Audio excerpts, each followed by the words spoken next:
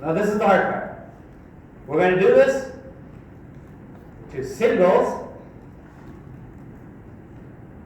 not on rest of A1. So we're going to call removal.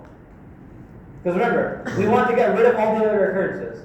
We want to get rid of all the other occurrences of this number. So what number do we want to get rid of all the other occurrences? First of A-log. We don't want any more first of A-log in our list. And what list don't we want any more first of A-log in? Rest of A-log. So we're calling singles on removal.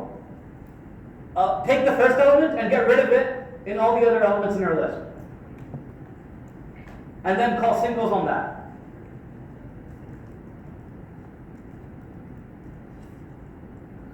So I keep saying this over and over again, but this is as hard as it gets. Modulo 5 is really as hard as it gets.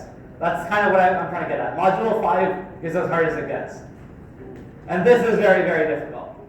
So remember, what did removal do? It took in a list and it got rid of whatever number you passed in that list. So we wanted to get rid of this first guy in the rest of our list. And when we did that, this removal function, it returned a list. And so we called singles on that list. Yeah? I'm not sure this whole kind of wrong. Yeah. So consider the cases like I'm taking a list, like the list 3.5. Actually, we'll actually, tell me that example once I actually, because I'm going to test this. And so tell me that example once I actually try testing this. So what I mean like comes to. Let me first code the removal function, because right now this code won't run until we actually code the removal function. So I'm going to first code removal. And this is going to be, we've already done this, so I'm not going to go over it. I'm just going to copy it directly from what I wrote on the slides.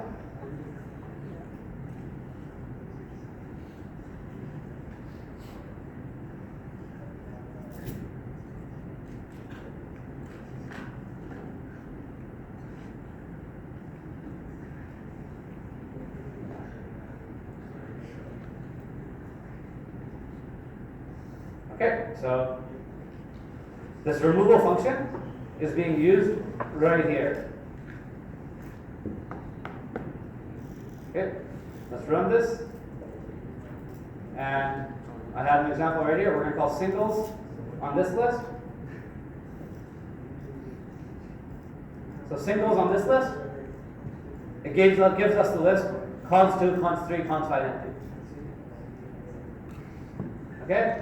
So if you want, take a picture of all this, because it's very, very, if you can understand this,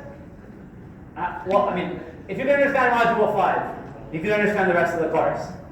And this is probably as hard as Module 5 gets. Because what are we doing here? We're doing recursion within recursion.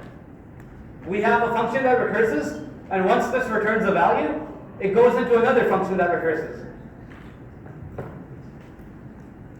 Does that make sense?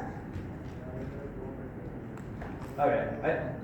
We'll go into other examples like this, but we need to understand the fact that from now on, all we're doing is more and more complicated examples of recursion. And as you can see, it's slowly getting more and more complicated. We saw the most basic length function, where you add 1 to the function call on the rest of the list. Now we're having a function that recurses, and then another function that recurses on this function. And it's going to get even more complicated. We're going to have 2 recursions happen at once, then we're going to have like 10 recursions happen at once.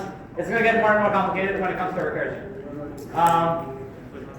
But for now, this is the idea of wrapping a function in another function. We call removal within our singles function. And this idea is going to happen a lot more often. We're going to have a recursive function that we're going to call within another recursive function.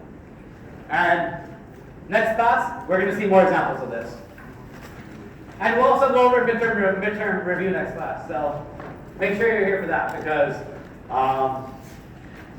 your midterm is next, or after week, so.